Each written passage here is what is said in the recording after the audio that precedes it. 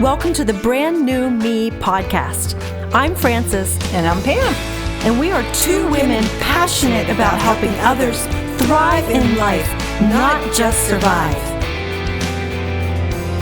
In each episode, we're going to find creative ways to offer hope for your future through our own life experiences. So join us every week as we learn together that we really can be a brand new me.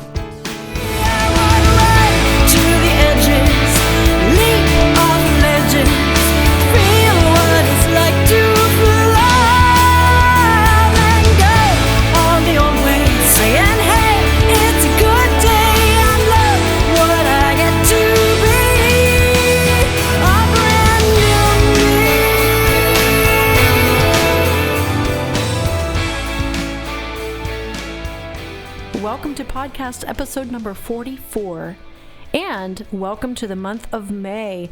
We are finally heading into what I think is going to be spring. We will find out shortly.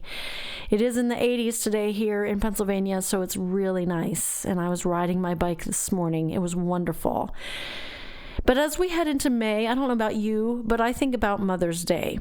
And so we're going to focus a few episodes on mothers. We have some exciting interviews coming up with some young moms. I can't wait for you to hear. But today we're going to focus on Pam and her experience as a mom. I'm not a mother, never will be, because I'm 52 and I'm thinking I'm probably not going to have kids at this point in my life. So I'm going to let her do the talking.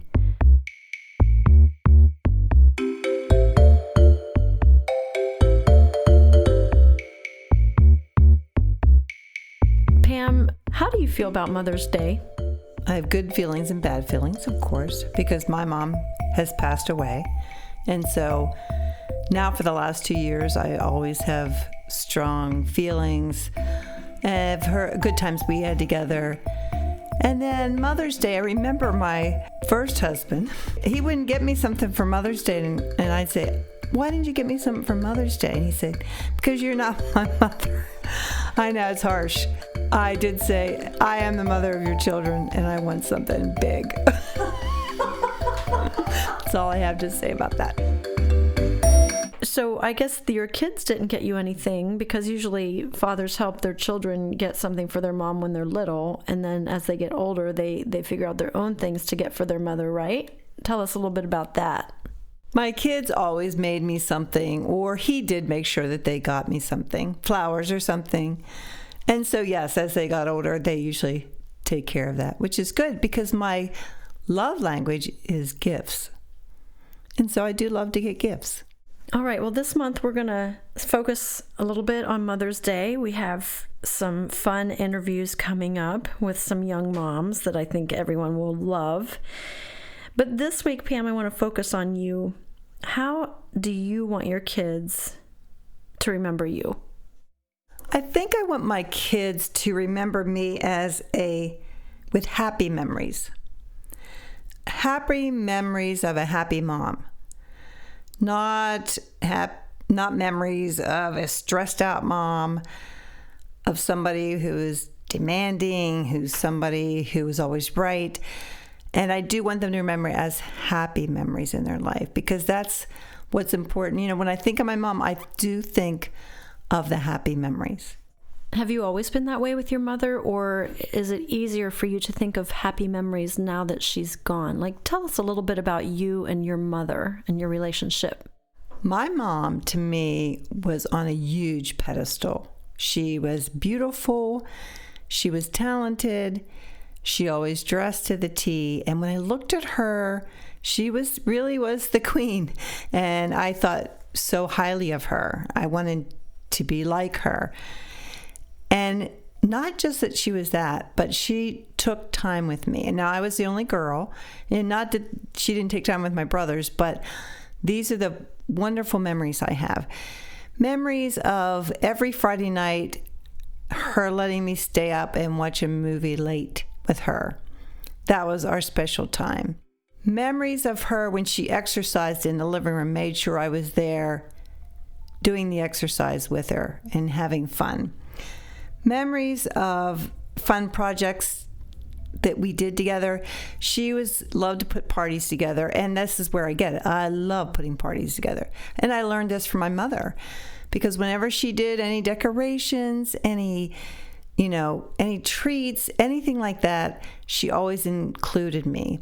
And memories of us sitting at her makeup table, her putting makeup on me for fun. So she spent time with me.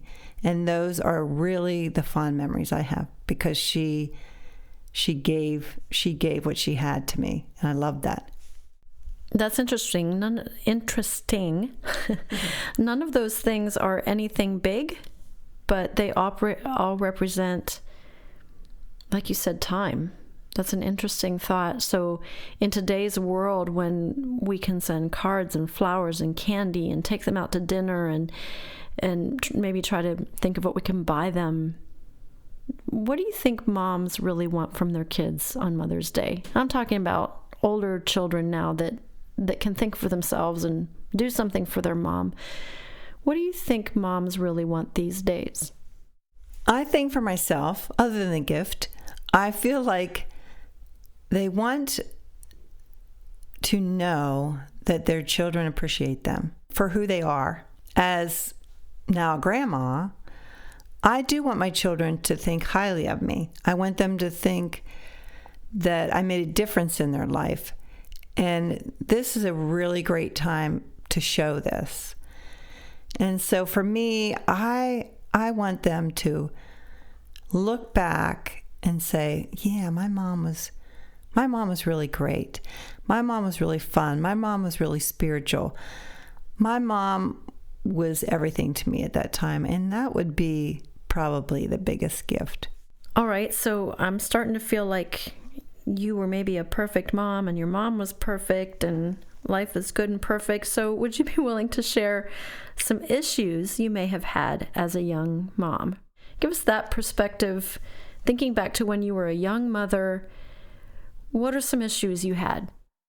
You're right. I was not perfect.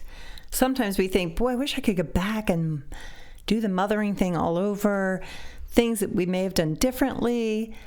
But, we don't have that opportunity. So as I thought back of how I mothered, one huge thing I would say, because of my personality type, A-type personality, I really wanted things to be perfect throughout my home, with the kids. I wanted them to wear the right things. I wanted their rooms cleaned like I would expect them to be cleaned. And then if they didn't, then I would do it. I remember Nathan, who's my oldest, I would put his clothes out for him because I wanted him to dress right. And one little funny story. Now, Nathan was 3 years old, and I wore these corduroys on him. And the corduroys didn't have pockets, but he was 3 years old. I didn't think about it. And when he grew up, he said to me, you used to make me wear those corduroys without the pockets, and now I can't wear corduroy anymore. I'm like, what? I destroyed your life. I'm just saying. And so here it made such an impact on him, because I know he screamed when he was 3. He didn't want to wear those pants. I didn't want to wear those pants. But I was like, you're 3 years old, you're wearing these pants. But, my perfection, if I could have just let it go, because A-type personalities don't always just let things go. It's like you're wearing this cute matching outfit and that's final. So we want to have control, and I wanted to have control. Maybe who my kids hung out with, and a lot of people do, and that's probably a good thing to a certain extent. Maybe who they dated. Just having that feeling of able to control what your kids do so that the ending turns out good. And that's what you think of. You do these things because you want the ending to turn out good. Now, not the corduroys. I don't know about that, and maybe just letting your kids be kids, not wearing something that matches, which would be, I don't know how I could ever handle that. One time, this is funny, and this wasn't very long ago, But when my kids come over for dinner, or if anybody comes for dinner, everything matches. I have to have... Yes, it does. Yes, I have to have this way and this way. So one night I thought, I'm going to fix them. I'm going to make everything not match and see if they say anything. So I got these napkins that were clashed with the tablecloth and weird plates. And do you know, they didn't say a thing. I said, do you realize that nothing matches? And they didn't notice. They didn't even notice. So it's like, okay, I give up. I'm matching everything from now on. And I think it's very hard as an A-type personality, and I struggle with this, is the failure thing for your kids. You want them to do the best, and not just for you, but for them as well.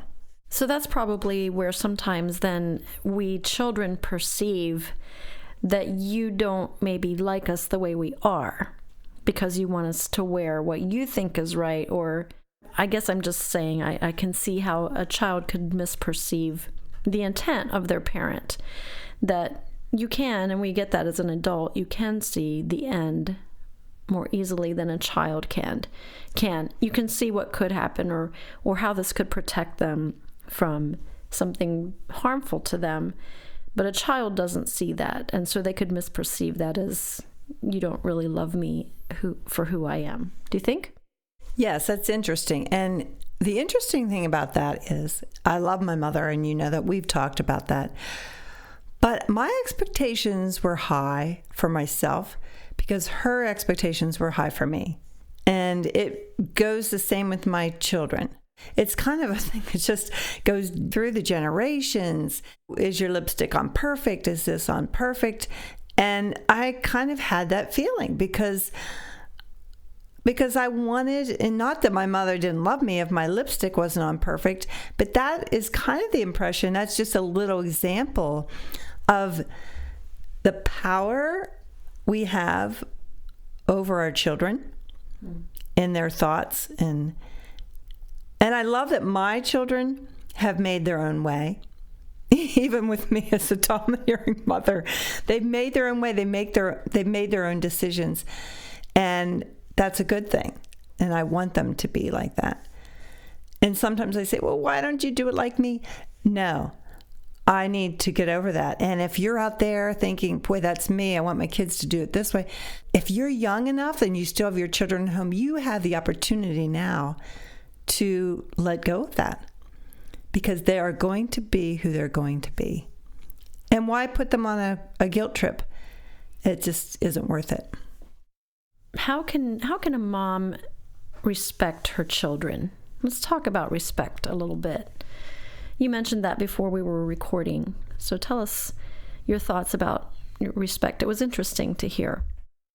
Respect. I thought about this, and my thought was, if I respect my children, I know that they're going to respect me back. And you may say, well, why do you need your children to respect you?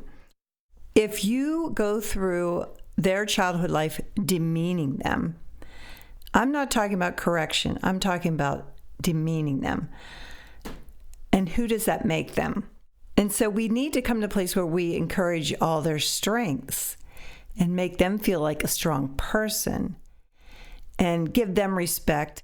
Some of the things that these people say to their children, your heart just breaks for them, because you know that has to be affecting their little souls. And so a good thing for us is to remember that bruise can make a huge difference in how this child perceives himself or herself.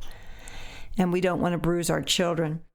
And the other thing I think would be really good, and this has a lot to do with respect, is we need to learn as parents, even when our children are very little, to apologize if we are wrong.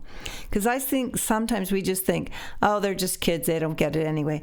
I do think they get it. I do think if we are wrong, that we should go to them and say, we were really wrong about this. And I think that causes respect between each other. Can you imagine in an aquarium if the mother fish was just, totally surrounding the baby, not letting them swim? And sometimes it's hard to let your kids swim away. It was for me, that protective thing that you have with your children, like, I can't let them go, I can't let them go. But let them have enough space that they can swim around and find their own way. I think that's sometimes very hard to do. And then a huge thing is not just compare with other kids, but comparing your children among themselves, which I think is pretty detrimental because our kids are so different. I know my kids were different. My grandkids are all different. And so we need to appreciate the gifts and strengths that are in them because they're going to be different than the next kid. And so that's important. A story I like to tell, my husband and I were pastors, and we had this couple in the church that had, she was a brat. I'll just come out and say it. She was a brat, probably about 5 years old. And my kids were pretty good. For the most part, they were nice kids. They had their moments, of course. And so they wanted to talk to us. They came in our office one day and they said, well, we want to know why your kids are so good and why our kids not. And the first thing we thought of, if you allow your children to call you by your first name, the respect is pretty much gone. And that's what they did. They allowed their child to call them by their first names. And it may not seem like a big thing, but I'll tell you, it breaks down any respect that your child may have for you. This is my thought on it. And that's what we said to them. The first thing you need to do is make sure that she does not call you by your first name. You are mom and dad, or mommy and daddy. And so that was a good tool for us and a good tool for them. I just think the respect starts with you, and then your children learn to respect adults, other children, their peers, and that's important. I remember when I graduated from high school and two teachers who had a great influence on my life wanted to get together, and so we kept in touch and got together. And there came a point in my life when they said to me, stop calling us Miss this and Mrs. that.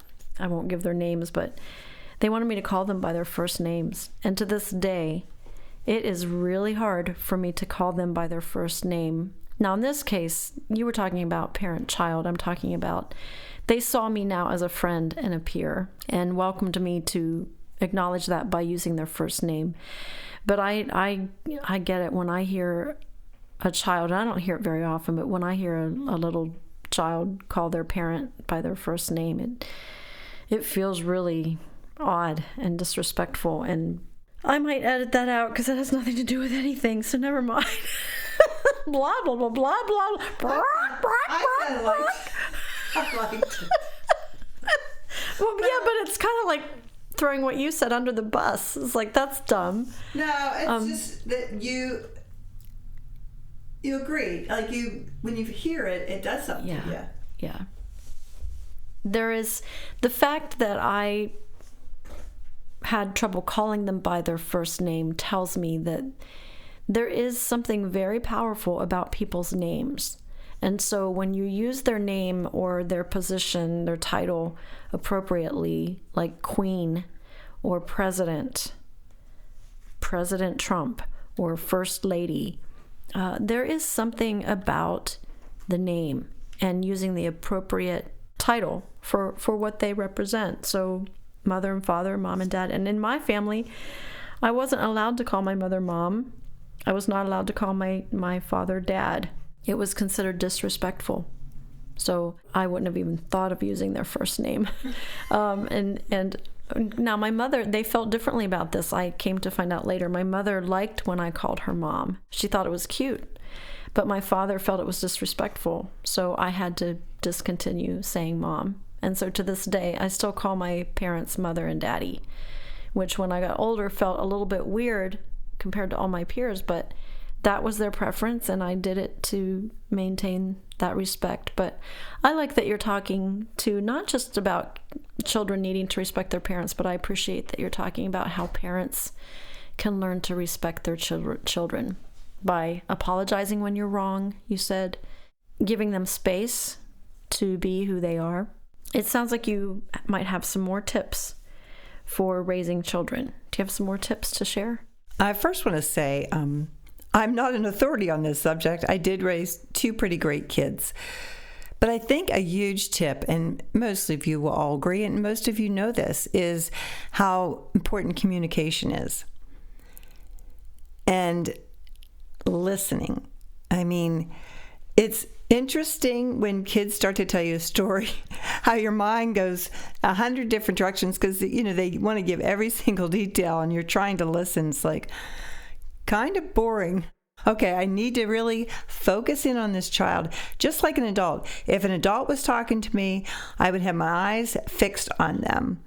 And that's the other thing with respect. If a child is telling you a story, you want them to feel like you're listening to that story. And so I think communication is huge. I think giving them individual attention is important. I think I did that with my children. Now, we didn't call it going on a date. Sometimes they call it nowadays taking your kid out for a date. But just doing special things with them. And I think that's very important because a child definitely wants to feel special at times. And if you have a lot of children, that makes it more difficult. But I only had 2 that I had to do that with. But you want them to feel special. And to do the things they love, not just do the things that you love.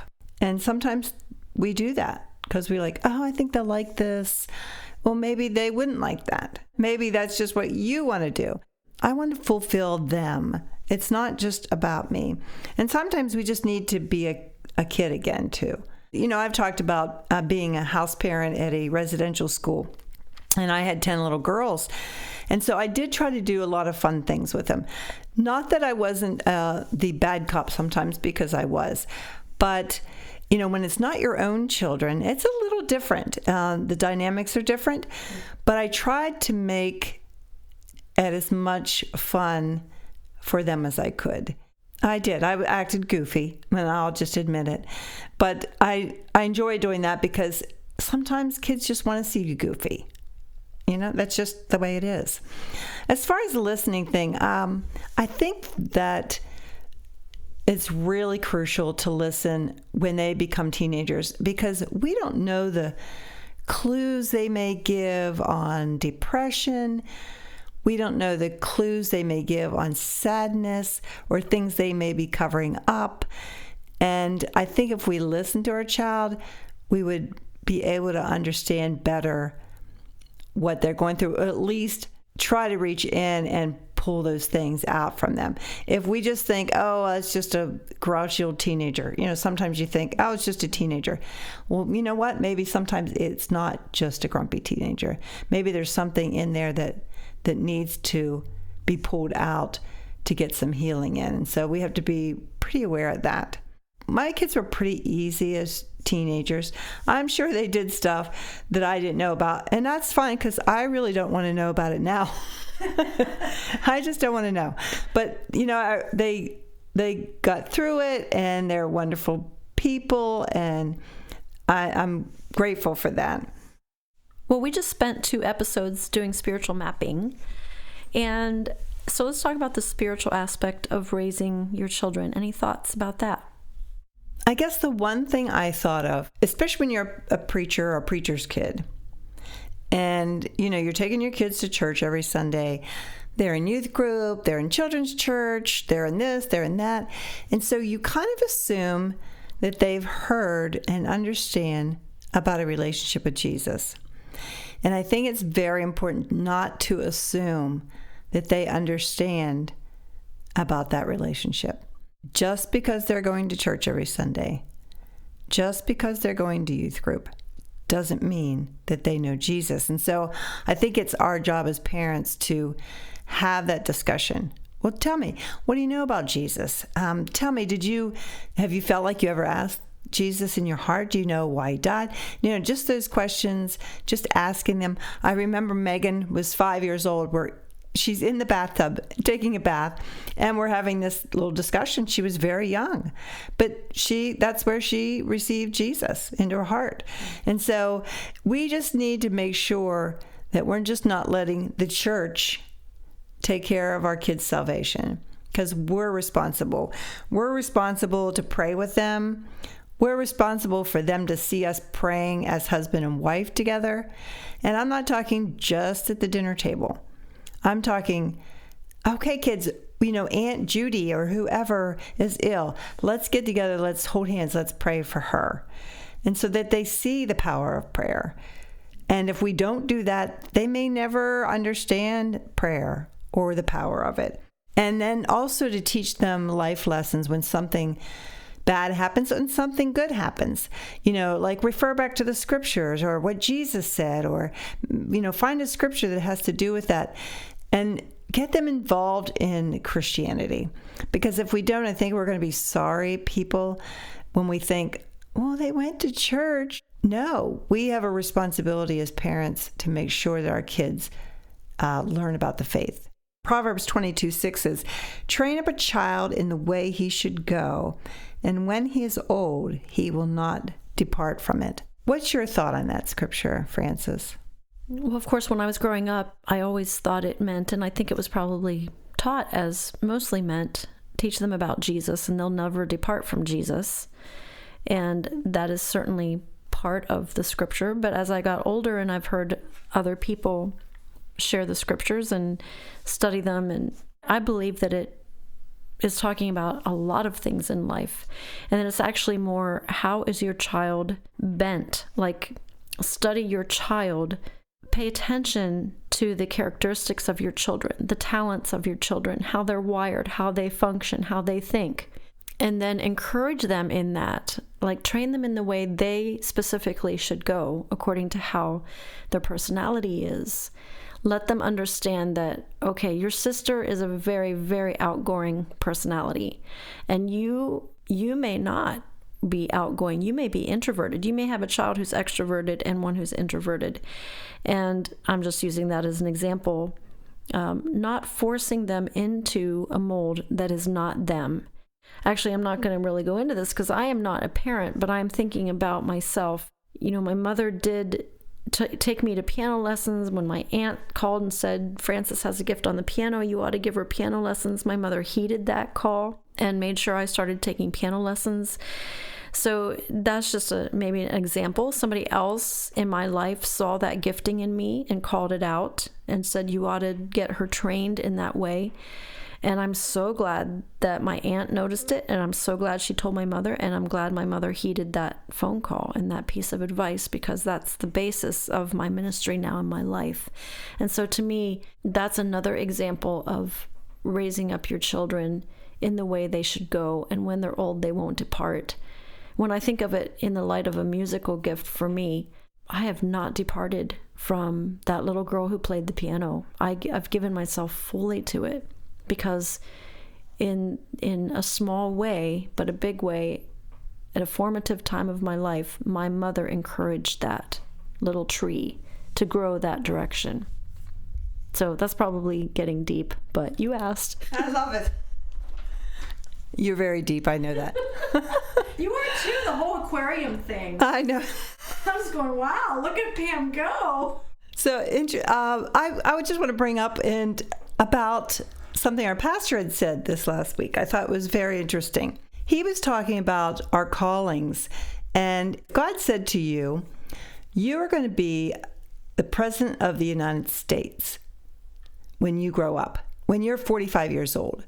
Would that have changed your high school a little differently, or your college days, or even the way you acted? I mean, can you imagine having that calling? I know if I was told I was going to be the president of the United States, I may have studied more, Frances. That's all I can say. But, it makes you think. We should maybe groom our children to believe in themselves, to believe that they can be somebody when we see that gift, when we start to train them, so that they would have in their mind, oh, wow, like you, I'm going to be this fantastic pianist and singer. And you trained for that. And so I love that. I love the whole concept. That was a great story. Thank you. I just know that I'm really excited to have the guests that we're going to have next week. We're going to have 3 moms in here, and I can't wait. They're young. They have young children. They have big families, and we're going to let them share and talk just what it's like to be a mom. But one of the things I'm excited about that I see in one of the mothers for sure, and I'm sure the others are doing it, I see her noticing the gifts in her kids and trying to help them and nurture them in that way. One of them loves to do dance and is in ballet, and now she's getting to be a teenager and thinking about her life pursuit of dance. And I just love how Susan is trying to nurture her and encourage her in that. So you don't want to miss next week. But as we wrap up today, Pam, any parting words you want to say? Deep or shallow? Doesn't matter to me. I'm just grateful that I had the opportunity to raise the 2 kids I have. It is a blessing, and I'm grateful that I don't have children at home now because I can enjoy my retirement. Come on, dog! I think that's pretty much it.